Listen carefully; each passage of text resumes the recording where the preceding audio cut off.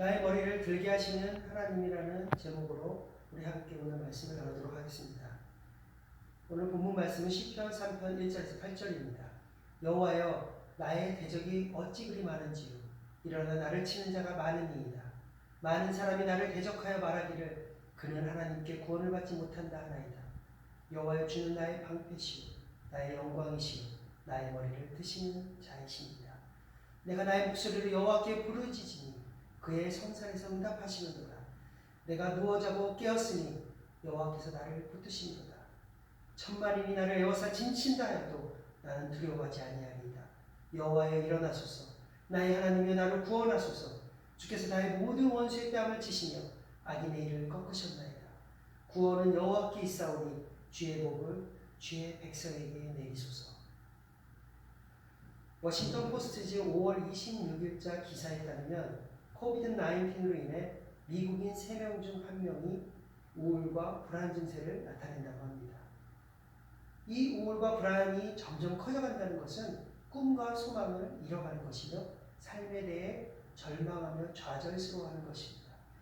이렇게 코비드-19뿐만 아니라 우리가 살아가는 이 세상은 고난과 역경 그리고 실패와 죽음으로 인해 좌절과 절망함이 찾아옵니다. 오늘 시편 3편에는 다윗이 그의 아들 압살롬을 피할 때 지은 시라는 표제가 붙어 있습니다. 본문의 배경은 다윗의 생애 가운데 가장 가슴 아픈 사건입니다.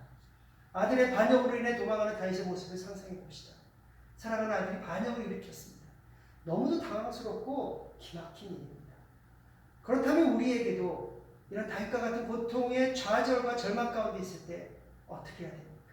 절망 가운데 그냥 그 좌절 속에서 고개 숙이지 있어야 되는 것입니까? 하나님 오늘 본문의 다윗의 시를 통해서 우리의 고개를 들기를 원하신다고 믿습니다. 우리는 머리를 들어 하나님의 얼굴을 바라보며 믿음의 확신으로 나아가야 합니다. 그러할 때 우리의 시련과 절망 속에서 구원을 이루시는 그 하나님을 바라볼 수 있게 되는 것입니다. 오늘 본문은 다윗에게 있었던 절망과 고통의 상황을 어떻게 하나님 앞에서 머리를 들고서 구원의 하나님을 바라보았는지에 대해서 잘 설명하고 있습니다. 1절, 2절을 세 번역 성경으로 다시 한번 읽어보겠습니다. 주님, 나를 대적하는 자들이 어찌 이렇게 많습니까? 나를 치려고 일어서는 자들이 어찌 이렇게도 많습니까? 나를 빗대어 하나님도 너를 돕지 않는다 하고 빈정대는 자들이 어찌 이렇게도 많습니까?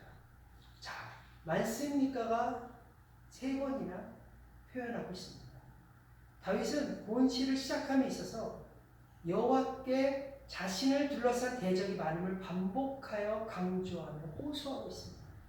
사무엘하 15장 30절에 보면 다윗은 자신의 아들 압살롬과 그 추종 세력의 반역으로 인해 황급히 왕궁과 수도 예루살렘 피신하여 떠날 때 머리를 가리우고 맨발로 울며 갔다고 이야기하고 있습니다. 본절이 이 같은 참담한 상황에 처한 다윗의 입에서 나온 고백임을 생각할 때 단순히 자신을 대적하는 사람들의 수가 많음을 호소하는 것이 아니라 사랑하는 자신의 부하들은 물론 아들 압살롬까지 대적이 되어 의지할 이 하나 없게 된 마치 사면초가의 상황을 호소하는 것이라고 볼 수 있습니다. 지금 사방이 꽉 막힌 막다른 골목과 같은 상황에 처한 우리들이 호소할 것은 오직 여호와뿐임을 다윗은 자기 체험을 통해 고백하고 있는 것입니다. 2절에서 하나님도 너를 돕지 않는다 라고 말하고 있습니다. 너의 어려움은 너의 저지른 죄의 대가야. 하나님이 너를 버리셨으니 너는 회복할 수 없어. 이 같은 소리는 정말 견디기가 더 힘듭니다. 마치 하나님께 버림받은 사람처럼 절망의 상황으로 몰아갈 때 더 고통스럽습니다. 욥이 정말 고통스러웠던 것은 물질과 자녀를 모두 잃었을 때보다 친구들과 시작된 그 논쟁에서 하나님에 대한 확신이 흔들리면서부터입니다. 다윗에게는 바세바를 범한 죄가 있었기 때문에 외부에서 오는 그 조롱과 비웃음이 있었습니다. 특별히 배신보다 더 고통스러웠던 것은 그것을 인정할 수밖에 없는 자신의 상태입니다. 마치 하나님께 버림받은 것 같은 그 절망감이 밀려오는 그 깊은 좌절감을 맛보게 되는 것입니다. 일반적으로 자녀들에게도 가장 고통스러우면서 치명적인 덫에 걸리는 것이 있다면 그것이 바로 버림받았다라고 느껴지는 것입니다. 많은 사람들이 이런 고난의 때에 낙심하고 좌절하고 자책합니다. 때론 극단적인 방법을 취하기도 하죠.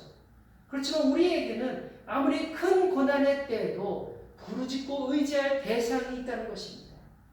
3절 4절 말씀은 그러나 주님은 나를 에워싸주는 방패, 나의 영광, 나의 머리를 들게 하시는 분이시니 내가 주님을 바라보며 소리 높여 부르짖을 때 주님께서 그 거룩한 산에서 응답하여 주신다라고 말씀하고 있습니다.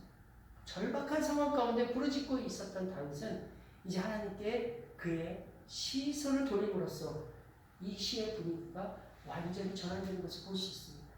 특히 하나님은 그를 보호하시는 방패라고 하는 그 사실과 그 고백을 드러냄으로써 왕으로서의 영광이 오직 하나님께 달려있음을 분명히 하고 있는 것입니다.